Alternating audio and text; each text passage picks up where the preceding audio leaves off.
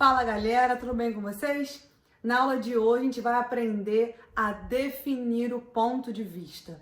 Por que é importante saber definir o ponto de vista? Porque é justamente a presença ou a ausência dele que vai garantir que seu texto é argumentativo ou expositivo. Se ele for argumentativo, show, segue o baile e vamos analisar sua redação. Agora, se ele for expositivo, você zera a redação. Então é fundamental que o seu ponto de vista, o seu posicionamento, a sua tese esteja clara, explícita dentro da sua redação. E a gente coloca essa tese no parágrafo de introdução. Então o que a gente vai analisar hoje são parágrafos gerais de introdução com as duas estratégias possíveis de trazer um ponto de vista de maneira evidente. Vocês lembram qual é a estrutura do parágrafo de introdução? Sempre tem 3 pedaços. No caso da introdução, a primeira parte é a contextualização, a segunda parte é justamente o ponto de vista, a tese, e a terceira parte é o fechamento, que pode ser genérico ou com topicalização de ideias. Lembrou disso? Sim? Então vamos lá começar a análise dos parágrafos?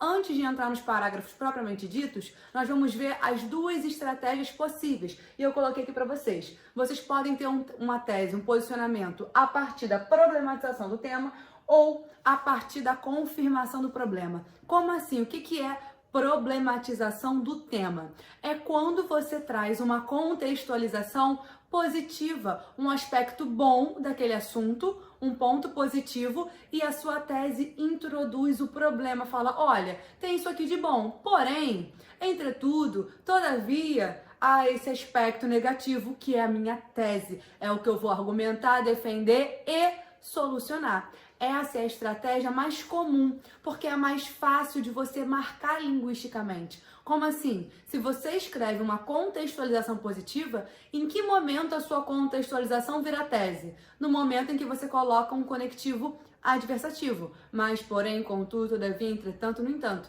Quando você faz isso, você marca, deixa evidente a sua tese.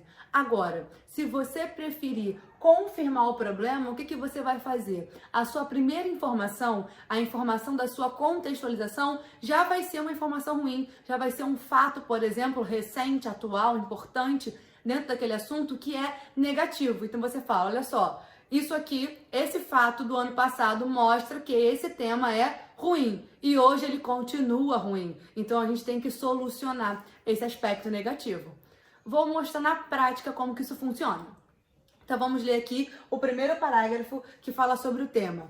O esporte como ferramenta de inclusão social. Antes de ler o parágrafo, a gente já percebe que é um tema positivo. Pensa comigo, inclusão social, o esporte de fato é uma ferramenta de inclusão social. Então, eu vou mostrar para vocês 2 parágrafos sobre esse tema. Um com a confirmação do problema e outro com a problematização do tema. Olha aqui.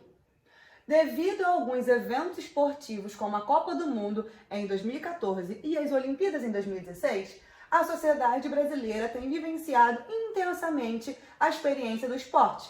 Este é um ótimo meio de inclusão social e é capaz de transformar vidas. Pensa comigo, essa contextualização, ela é positiva ou ela é negativa? É uma contextualização positiva, tanto que ele diz que é um ótimo meio de inclusão social. Mas se a sua redação não tiver nenhum problema, o que você vai solucionar na proposta de intervenção? Você não vai solucionar nada. Então é importante que ele introduza um problema. E como que ele vai introduzir esse problema dentro da tese? E foi o que ele fez. Olha a continuidade desse parágrafo. Mas, mesmo assim, existem alguns problemas como a dificuldade de acesso para uns e a falta de valorização das aulas de educação física nas escolas. Logo, é necessário que algumas ações sejam tomadas. Então, a gente consegue perceber que ele utilizou a estratégia de problematização do tema. Ele trouxe uma informação positiva das Olimpíadas, da Copa do Mundo, é um ótimo meio de inclusão social e chegou à problematização de que a gente não valoriza as aulas de educação física e também temos dificuldade de acesso. Então a prova, a marca linguística que você tem que procurar quando você acabar de escrever o seu parágrafo de introdução para falar tenho ou não tenho tese? O meu texto é expositivo, que tira 0, ou é argumentativo, que defende uma tese que vai ser solucionada no final? essa aqui é a marca linguística, mas mesmo assim, esse mais é uma conjunção adversativa e o mesmo que, apesar de, ainda que, são conjunções concessivas, que também dão ideia de um período com informações opostas. E é justamente o que ele fez, uma informação positiva antes e depois do conectivo adversativo, deu a informação negativa, que foi a tese com a estratégia de problematização do tema. Agora, outro parágrafo sobre o mesmo tema. Russell já afirmava: a mudança é indubitável, mas o progresso é uma questão controversa. Nessa premissa, nota-se que transformações não carregam consigo necessariamente resultados efetivos. Fato perceptível no quadro esportivo brasileiro, o qual, mesmo com a incorporação de atletas com variadas deficiências e sem condições financeiras, ainda carece de inclusões eficientes à população. Deste modo, atentar-se a análises críticas acerca da segregação socioespacial junto à situação dos transgêneros é essencial no entendimento deste assunto. Aqui vocês podem perceber que a informação que ele utiliza na contextualização já é uma informação negativa, porque ele diz que o progresso é uma questão controversa, ou seja, não necessariamente vai funcionar esse progresso, tudo bem? Tanto que diz, não carregam consigo resultados efetivos. Então, quando a gente traz essa contextualização negativa, dizendo que esse assunto tem um ponto negativo porque é controverso, a gente não tem como colocar o mais aqui. Porque se fala, olha, é controverso, mas nesse caso do esporte deu tudo certo. Se você coloca é controverso, mas no caso do esporte deu tudo certo, você não tem problema nenhum. Você não vai ter problema para resolver na sua conclusão. Então não vai ter o que argumentar. Então é importante, se você começar com uma informação que já é negativa, que já contextualiza o tema de maneira negativa, trazendo críticas, já trazendo problemáticas, você precisa confirmar o problema. E qual é a marca linguística que comprovou que ele fez isso? A palavra ainda. Aqui, ó, sem condições financeiras, ainda carece de inclusões. O que esse ainda fez? Fala, olha, tem esse fato aqui que mostra que nem toda mudança gera progresso positivo. E a prova de que no esporte isso não aconteceu é que, apesar das mudanças, como a inclusão dos deficientes nos esportes, como as Paralimpíadas, por exemplo, como a inclusão de pessoas sem condições financeiras dentro do esporte, que nós temos vários projetos voluntários, comunitários e bolsas do governo por incentivo do esporte. Apesar disso, a gente tem ainda o problema dos transgêneros e da segregação socioespacial. Então, o que ele fez? Pegou uma informação negativa e falou, ela é negativa e ainda continua negativa. Ainda não foi solucionado esse problema. Então, se você optar por começar com uma informação, uma contextualização negativa, você não pode iniciar a tese com porém. Porque pensa comigo, se você iniciar a tese com porém, depois de uma informação negativa, significa que sua tese é positiva. E a nossa tese não pode ser positiva. Por quê? Porque senão você não vai ter o que solucionar na proposta de intervenção. Beleza? Conseguiram entender? É simples assim. Comecei com uma informação positiva, como que eu introduzo a tese com conectivo adversativo, mas, porém, contudo, todavia, entretanto, no entanto. Comecei a minha introdução com uma informação negativa, não posso usar uma conjunção adversativa. Eu tenho que usar um termo que dê ideia de continuidade. O ainda dá a ideia de continuidade. Quando você diz a manutenção desse cenário, ou seja, existe a manutenção desse cenário, a palavra manutenção dá a ideia de que o problema continua. Quando você fala que persiste essa situação, significa que o problema continua. Tudo bem? Então você precisa de palavras do campo semântico da continuidade. Estava ruim e continua ruim. Por isso que é a sua tese, por isso que você vai tentar solucionar. Beleza? Essa aula ela é curta, mas ela é fundamental para você não zerar a sua redação. E uma última observação. Algo que é muito comum é vocês misturarem a tese na topicalização de ideias. Não é nem que seja proibido, só que não é o ideal. Porque lembra, o seu corretor corrige isso em 30 segundos. Então tem que estar para ele muito claro que você tem os 3 pedaços. A contextualização, a tese e o fechamento. Então é importante isso estar demarcado por períodos, primeiro período contextualização, segundo período tese, terceiro período topicalização. Quando você mistura a topicalização, troca ela de ordem, é provável que você esteja esquecendo um desses pedaços. E geralmente qual é o pedaço que você esqueceu? A tese, justamente aquela que te tira do zero, tá? Então olha aqui como esse parágrafo tem as três partes. Ali na parte do Russell, a citação é a contextualização. Essa primeira frase é a aplicabilidade dessa citação, né? Quando ele explica como é que é essa citação, que não necessariamente mudanças geram progressos. Beleza. Aí vem a tese. A tese é ainda carece de inclusões eficientes à população.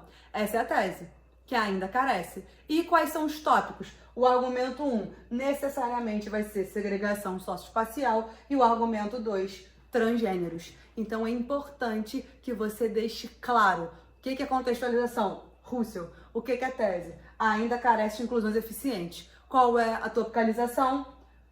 Segregação socioespacial e situação dos transgêneros. Tranquilo? Belezinha? Então agora que você, toda vez que escrever o seu parágrafo de introdução, veja se você tem esses três pedaços, divididos em 3 períodos preferencialmente, e se você tem alguma marca linguística que prove que aquela frase é sua tese, e se a sua topicalização está separada da sua tese, porque assim você garante um rendimento maior na sua introdução e corre menos risco de ser penalizado.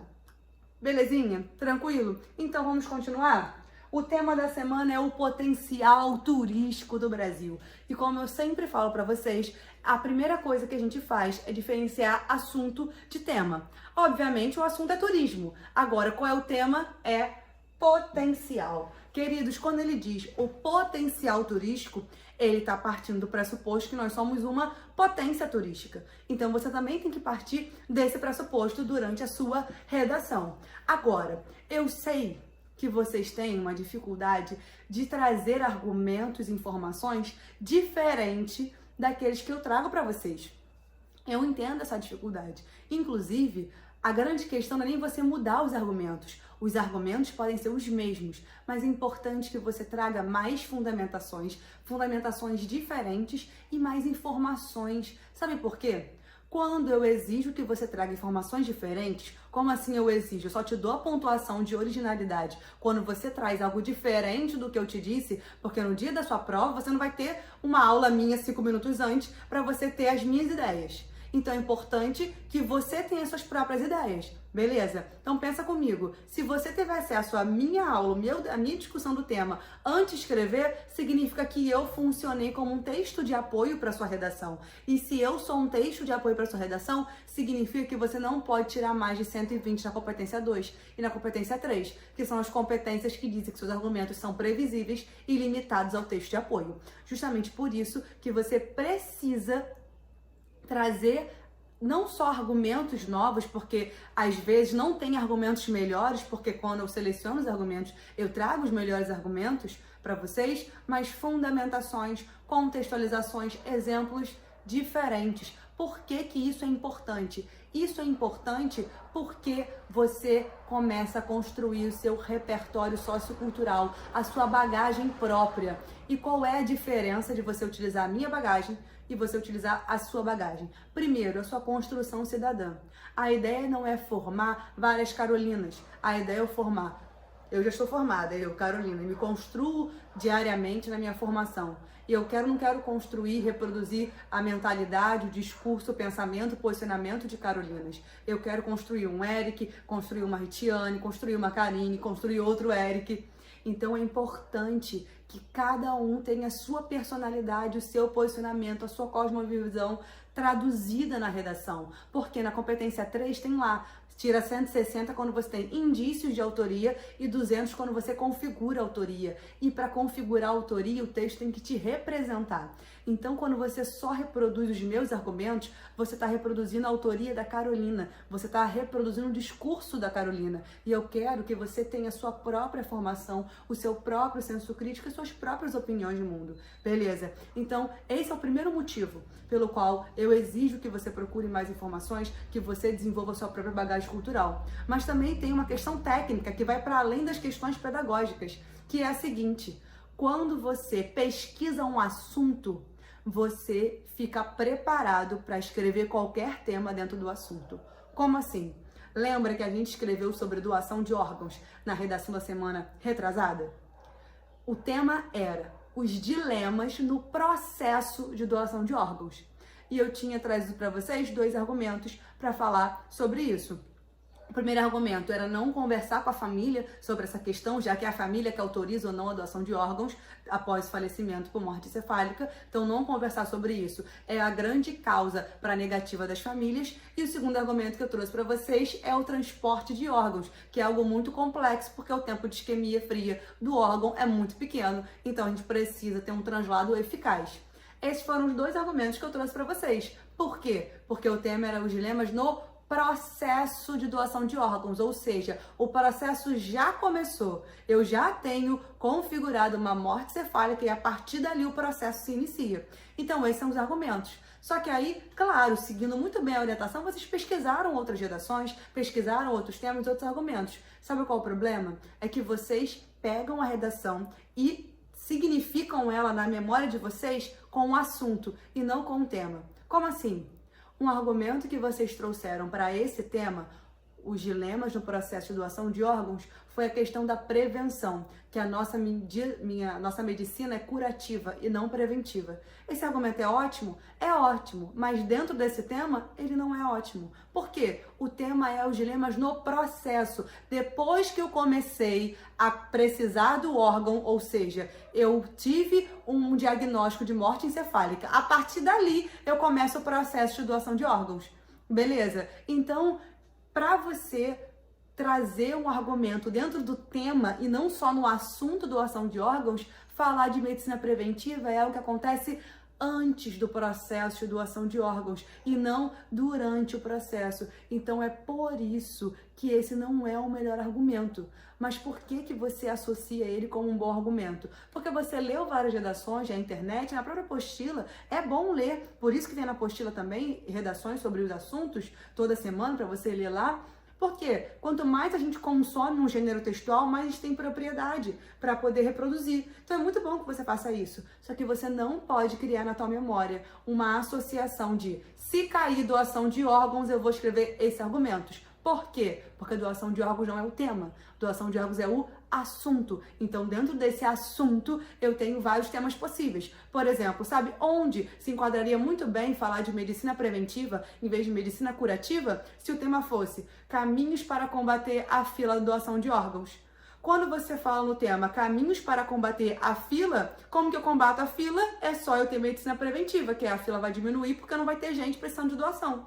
Olha, seria um ótimo argumento, melhor do que o transporte de órgãos, né? O transporte de órgãos não é um argumento que cabe em caminhos para combater a fila de doação de órgãos, mas é um ótimo argumento em os dilemas no processo de doação de órgãos. Então é importante que você sempre pesquise o tema para argumentos, fundamentações, introduções diferentes das minhas, não só por uma questão didática, que eu não vou te dar mais 120 pontos se você fizer isso, não só por uma questão de construção cidadã, porque não quero formar Carolinas, eu quero formar vocês individualmente, mas também por uma questão técnica, quando você associa mnemonicamente que aqueles 2 argumentos você vai utilizar quando cair aquele assunto, você corre risco de tangenciar o tema. E o tangenciamento te dá 40 pontos na competência 2. Então não é legal tangenciar.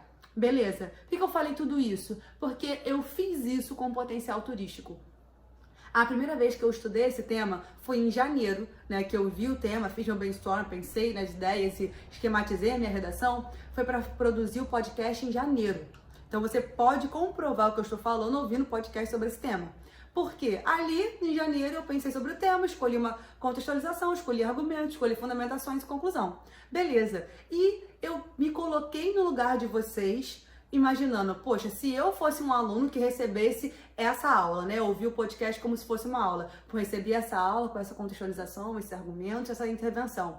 como que eu, enquanto aluno, conseguiria fazer uma redação diferente com essas mesmas informações? Ou melhor, como que eu conseguiria trazer novas informações para não tirar 120 da competência 2 e 3? Como que eu conseguiria enriquecer esse texto? Que é justamente o que eu exijo de vocês, que vocês enriqueçam esse texto e enriqueçam sua própria bagagem cultural. Eu fiz isso, então vocês vão ver que todas as nossas etapas da redação, todos os parágrafos, contextualização, desenvolvimento 1, desenvolvimento 2 e parágrafo de conclusão, todos eles vão ter 2 slides pelo menos. O primeiro eram as minhas primeiras ideias que eu tive lá em janeiro e o segundo são as ideias que eu tive de novo, quando eu me coloquei na posição de vocês, de como escrever uma redação diferente do que a professora propôs.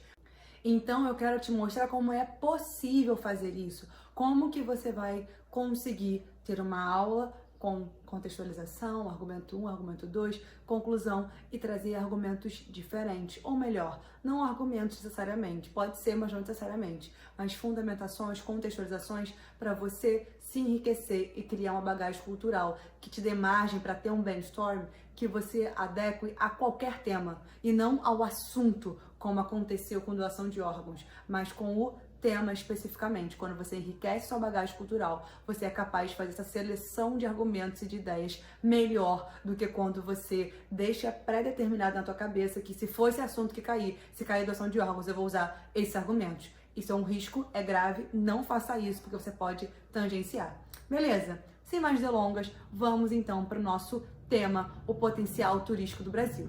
E essas foram as primeiras ideias que eu tive para esse tema. A primeira foi essa daqui, da gente mostrar por que nós temos um potencial turístico. E por que nós temos esse potencial turístico? Porque, primeiro, o Brasil tem 14 patrimônios culturais da humanidade. O Rio de Janeiro é a primeira paisagem cultural urbana considerada como patrimônio cultural da humanidade pela Unesco. Além disso, a gente tem o Cristo Redentor, que é uma das 7 maravilhas do mundo, e ainda temos o maior festival de música do mundo, que é o Rock in Rio. Então, tudo isso atrai turistas, né? Querer conhecer o Cristo, querer vir ao Rock in Rio, querer conhecer qualquer um dos 14 patrimônios culturais. Então, isso já mostra que nós temos um potencial turístico. Lembra que ele parte desse pressuposto? Quando você coloca essa contextualização, você comprova que o pressuposto do potencial turístico está correto. Essa foi a primeira ideia que eu tive. A segunda ideia que eu tive lá em janeiro foi essa daqui. Chamar a década de ouro dos mega eventos, né? Que a gente teve desde 2007, Jogos Pan-Americanos, Olimpíadas, Jornada Mundial da Juventude, Rio+20. Então, todos esses grandes eventos internacionais também trouxeram muitos turistas pra gente, mostrando que nós de fato temos um potencial turístico. Um potencial turístico geográfico, a nossa estrutura mesmo tem esse potencial turístico e também pela questão dos eventos que nós sediamos. Então, essas foram as ideias que eu tive, mas eu tinha que melhorar essas ideias, tinha que trazer ideias melhores para superar a redação anterior. E essas foram as ideias. Primeiro, o filme Rio. O filme Rio fala da biopirataria das araras, no caso, a arara azul, da biopirataria, e essa arara ela caminha pelos pontos turísticos do Brasil, ou melhor, os pontos turísticos do Rio de Janeiro. Então a gente consegue ver como que o filme Rio é uma forma de contextualização para mostrar que de fato nós temos um potencial turístico. Então poderia fazer essa contextualização criativa com esse filme. A segunda contextualização nova que eu pensei no momento em que eu reformulei uma redação melhor, tentando me superar e me colocando na posição de vocês, foi da carta de Caminha. Olha esse fragmento da carta de Caminha que você poderia ou usar um fragmento ou parafrasear, mas para você conseguir entender que desde 1500 nós já temos um potencial turístico registrado, documentado na carta de Caminha, lá no quentismo, na literatura informativa, quando ele escrevia para poder dar um feedback para Portugal, para saber se valeria a pena ou não colonizar a gente. E valeu a pena porque nós temos um potencial geográfico que hoje é turístico e está registrado aqui. Vamos ler? De ponta a ponta é tudo praia palma, muito chã e muito formosa. Pelo sertão nos pareceu vista do mar muito grande, porque a estender olhos não podíamos ver senão terra com arvoredos, que nos parecia muito longa. Nela, até agora, não podemos saber que haja ouro, nem prata, nem coisa alguma de metal ou ferro, nem lhe o vimos. Porém, a terra em si é de muito bons ares. Águas são muitas, infindas, e, em querendo aproveitar, dar-se-á nela tudo, por bem das águas que tem. Então, a gente tem aqui o nosso primeiro documento, que é a nossa certidão de nascimento, né? A Carta de Caminha, já mostrando que o que ele descreveu em 1500 é o que a gente usa hoje como potencial turístico, nossas praias, o nosso litoral, a nossa orla, as nossas árvores. Uma coisa que ele trouxe é a questão da produtividade. Pensa comigo, hoje, nosso PIB é basicamente de commodities, de plantações, e tudo isso já foi aqui mensurado pela Carta de Caminha. Então você conseguiria fazer uma contextualização com literatura, que é a contextualização queridinha dos corretores, porque nós somos também formados em literatura, então a gente acha sensacional, tá bom? Então, essas foram as contextualizações que eu usei para superar a redação anterior como uma aluna que precisasse fazer isso, tá bom? Então vamos agora ao nosso primeiro argumento. O nosso primeiro argumento é o descaso ambiental. O descaso ambiental traz problemas turísticos, né? Mitiga o nosso turismo. Por que faz isso? Porque nós temos falta de medidas preventivas e fiscalização. Como assim? Quando eu não tenho medidas preventivas e fiscalização do nosso meio ambiente, né, do nosso ecossistema, eu tenho uma ameaça ao ecossistema, à economia e ao turismo. Como assim uma ameaça ao ecossistema? Porque quando eu trago a poluição, né, de rios, de mares, de terra, de partes geográficas, até de reservas, né, que nós temos geográficas pelo ecossistema que tem, pelaquela biodiversidade, eu tenho uma ameaça àqueles peixes, aquelas tartarugas, aquele espaço, aquela vida marinha, aquela vida não marinha. Ali a gente tem uma ameaça ao ecossistema. A gente tem uma ameaça à economia porque, por exemplo, quando eu tenho um mar poluído, eu acabo com a pesca local, que geralmente é a subsistência daquelas famílias, e também é a forma de vender, é a forma de lucrar, né? Que aquelas famílias usam de lucrar para não só subsistir, mas poder ter uma qualidade de vida melhor. E necessariamente, em larga escala, isso gera problemas da economia governamental. E tudo isso corrobora com a ameaça ao turismo, porque que turista vai querer vir a um lugar que é totalmente poluído e depredado? Nenhum vai querer. Então, no final da ponta das consequências, nós temos a diminuição do turismo. Qual fundamentação eu pensei logo de cara?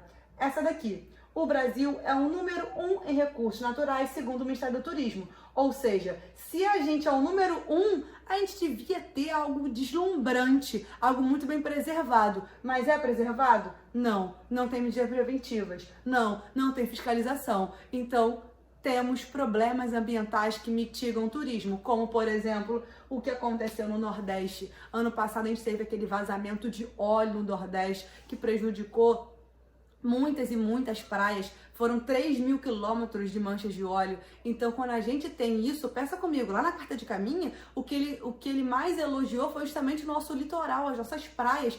E, de fato, a gente atrai muitos turistas por causa disso. E quando a gente traz esse desastre ambiental, desse vazamento de óleo, a gente prejudica, como eu falei, o ecossistema, a economia e o turismo. Tudo bem? Olha aqui, segundo o IBAMA, esse é o maior acidente ambiental da história do litoral brasileiro em termos de extensão. Então é uma ótima fundamentação para dizer que a gente não tem medidas preventivas, porque a gente não preveniu esse vazamento de óleo, e a gente também tem pouca fiscalização dos caminhões petroleiros, por exemplo, que faz o translado desses barris de petróleo, que são muitos. Então é importante que a gente tenha fiscalização e medidas preventivas para evitar esse tipo de situação.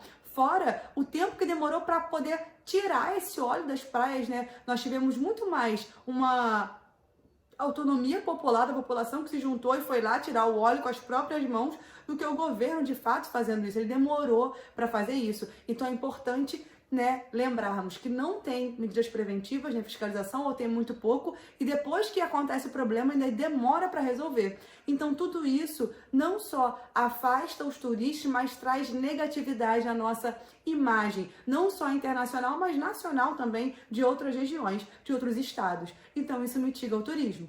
Essas foram as ideias que eu tive lá em janeiro. Tentando me superar, tentando trazer fundamentações diferentes. Lembra, não precisa ser outro argumento, porque esse é um ótimo argumento, mas eu consigo trazer outras contextualizações. E nesse desafio, eu consegui essas informações. Primeiro, a Agência Nacional do Petróleo, Gás Natural e Biocombustível divulgou os dados de produção no mês de agosto de 2019. Somando as produções de petróleo e de gás natural, foram 3 milhões de barris de petróleo equivalentes por dia.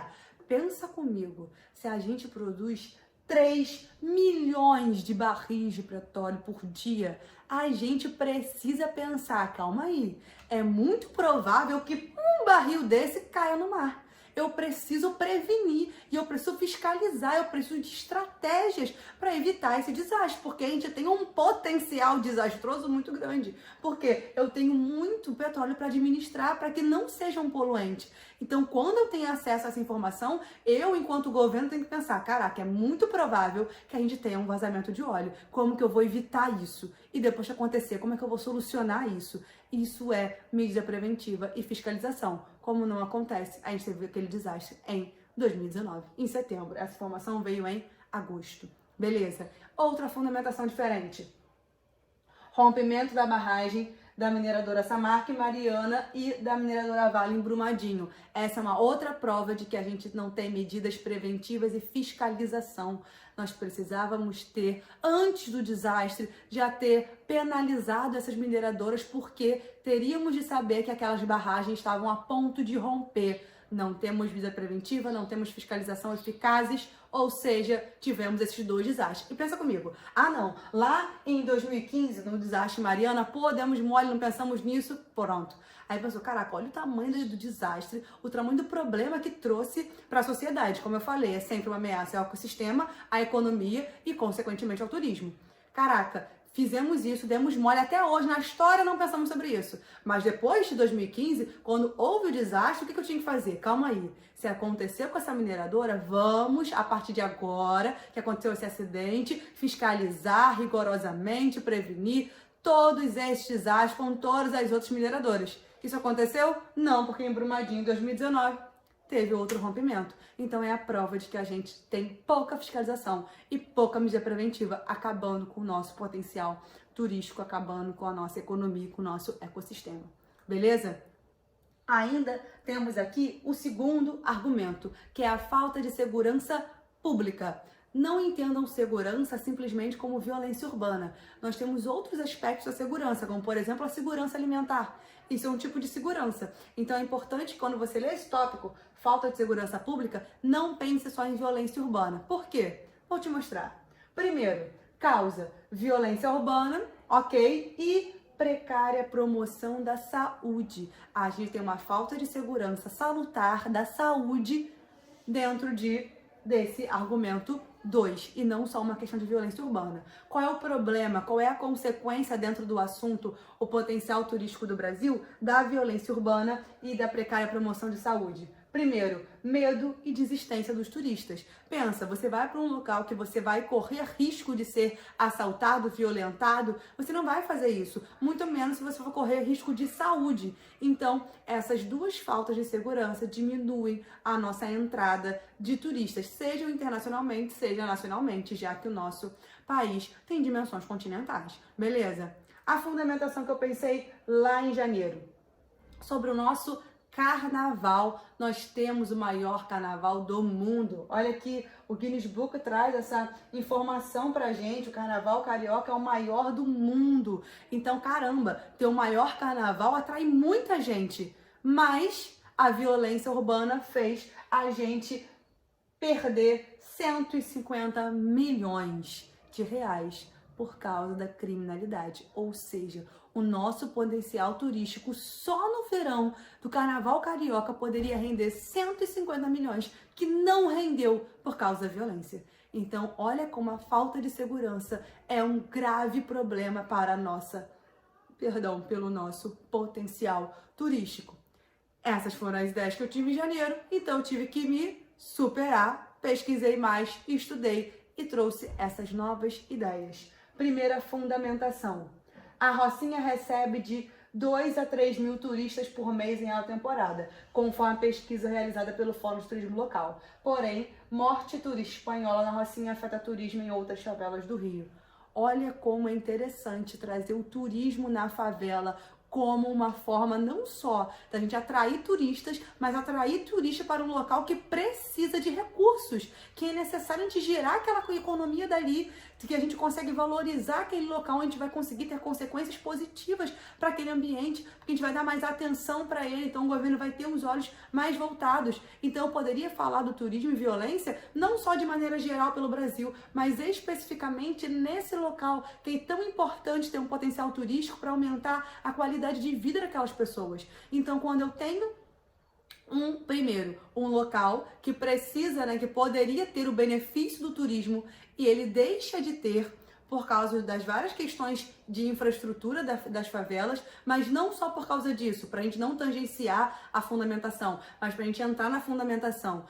A gente ainda aproveita um pouco do potencial turístico das favelas, porém, tanto que nós temos 2 a 3 mil turistas por mês, porém, isso foi diminuído depois da morte da turista espanhola na Rocinha. De novo, a violência urbana trazendo problemas para o turismo, problemas para a arrecadação econômica dentro dessas favelas. Não só a arrecadação econômica, mas a visibilidade de maneira menos estereotipada e negativa e mais humana dessa região. Então, olha uma fundamentação diferente, interessante, que eu não tinha pensado. Só pensei quando eu estudei mais sobre o tema. E é isso que eu quero mostrar para vocês como meu exemplo vivo. Vocês precisam estudar, se dedicar a pesquisar essas informações, porque eu não tive essas ideias, mas eu consegui ter depois que eu pesquisei mais. E quando vocês fazem isso, quando vocês veem as minhas ideias e falam, pô, legal, show de, mas eu quero me superar, eu quero trazer a mais, vocês sempre escrevem textos melhores do que os meus. Vocês escrevem redações melhores do que o esqueleto que eu monto com vocês, porque tem a cara de vocês. E isso que é importante, tá bom? Outra fundamentação que eu pensei depois, vai essa daqui.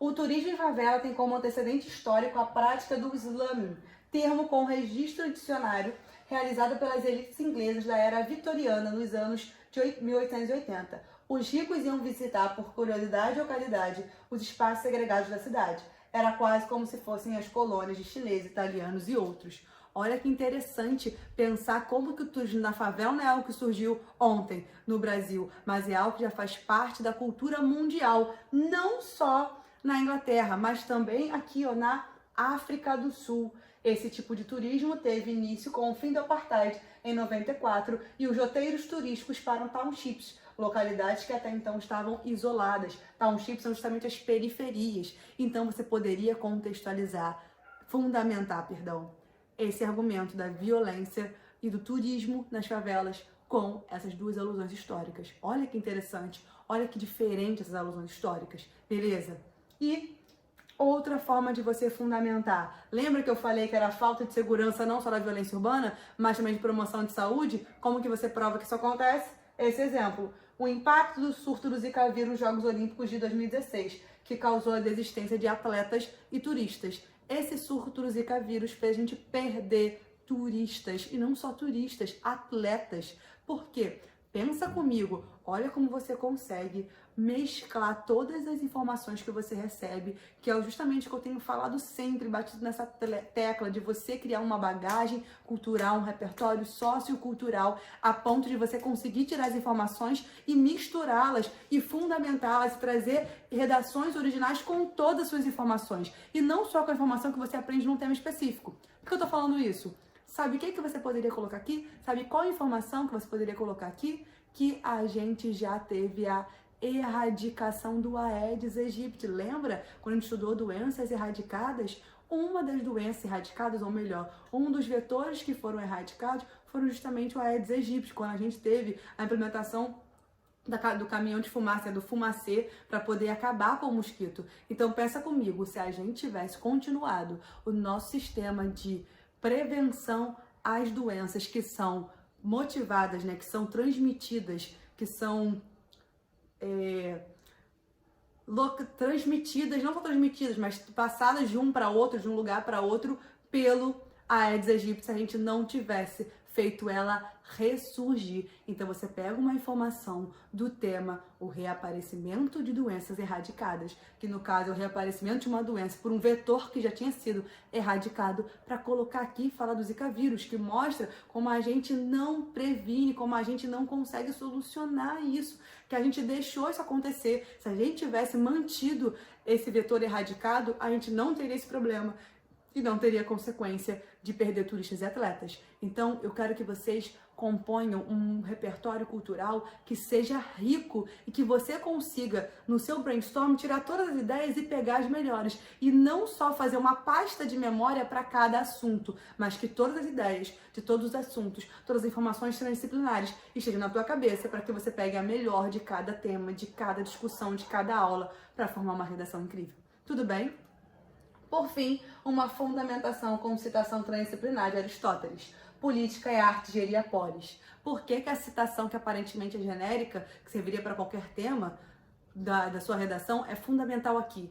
Porque a gente falou de meio ambiente, então você tem que gerir o meio ambiente. A gente falou de saúde, tem que gerir a saúde. A gente falou de violência, ou seja, tem que gerir a segurança. São 3 áreas importantíssimas dentro da polis. Então, nesse caso, essa citação é super importante, ela é fundamental, porque ela mostra, é uma arte você conseguir gerir saúde, segurança e meio ambiente para conseguir atender a demanda de um tópico, turismo. Por isso que ela é uma ótima fundamentação, que eu também só pensei me superando para fazer essa redação. Beleza? Agora vamos à intervenção. No caso da intervenção, não tem muito como você inventar um agente interventor. Não dá, tem que falar do Ministério do Turismo. Então aqui, aquela questão de trazer informações novas não se aplica necessariamente nesses parágrafos. Porque você pode até trazer uma proposta de intervenção, uma ação diferente, mas o agente interventor é o mesmo. A finalidade é a mesma, resolver os problemas. Então aqui não tem muito o que acrescentar de originalidade, exceto os exemplos, os detalhamentos. Ali você consegue ser mais original, tá bom? E a primeira proposta que a gente trouxe lá para o argumento do descaso ambiental é essa daqui, ó. O Ministério do Turismo em parceria com o meio ambiente. O que eles vão fazer? Implementar o ecoturismo. O que é isso? É o turismo ecológico que você faz de maneira consciente, com conscientização ambiental, que você tem aquele local como uma reserva natural. Então você não só preserva aquele meio ambiente, mas você educa aquela sociedade a ter um turismo sustentável, que é o ecoturismo. Ou seja, a gente conseguiria preservar os nossos recursos naturais, já que nós somos o número 1 do mundo em recursos naturais, e ainda conseguiríamos transformar essa prática do ecoturismo em algo rentável economicamente. Ou seja, o ecoturismo é sustentável, porque ele é ecologicamente correto, ele é economicamente viável e socialmente justo. Perfeita essa intervenção, tá bom? Outra possibilidade, que agora é para o segundo argumento da falta de segurança pública, é o Ministério da Segurança com o Ministério da Saúde. Quais ações eles vão fazer? Primeiro, investir em policiamento extensivo. Como assim? É você não ter um policiamento com mentalidade de confronto, de confrontar o problema, mas de você colocar viaturas em vários pontos importantes da cidade, porque a presença do policiamento dá a sensação de segurança, né? Ela diminui, ela mitiga o estado de violência, tá bom? E o policiamento de confronto combate atos de violência. Mas no caso do turismo é importante que o turista e os cidadãos, com certeza, estejam ali andando naquelas ruas, fazendo turismo naquelas praças, naquelas praias, seja lá onde for, de maneira a não sentir medo, de se sentir seguro e não inseguro, tá bom? Essa seria a primeira proposta. As UPPs, elas são uma ótima proposta de intervenção, porque depois da implementação das UPPs que a gente teve o aumento do turismo nas favelas, justamente porque aumentou a situação de segurança. Fora o investimento em inteligência e investigação para poder cada vez mais mitigar a falta de segurança pública, tá? Isso no caso do Ministério da Segurança. No caso do Ministério da Saúde, teríamos de promover campanhas de prevenção contra a proliferação dos vetores de doenças, ainda mais de um vetor que já devia ter sido erradicado, ou melhor, que foi erradicado, mas que ele ressurgiu. Beleza? Tranquilos? Não foi fácil reescrever a redação, e não é, mas isso exige dedicação e vale muito a pena. É brilhante ver vocês se superarem, me superarem. É motivador, é assim, é uma sensação de alegria e satisfação muito grande, não só para mim profissionalmente, mas eu consegui ver como vocês estão crescendo dentro dessa realidade. tá bom? Então, é possível. Não é fácil, confesso, mas é possível sim fazer uma redação até com os meus argumentos, mas originais, para você tirar 200 da competência 2 e 200 da competência 3 e largar de vez 120 pontos. Tranquilo? Beleza? Então, beijo, queridos, até semana que vem.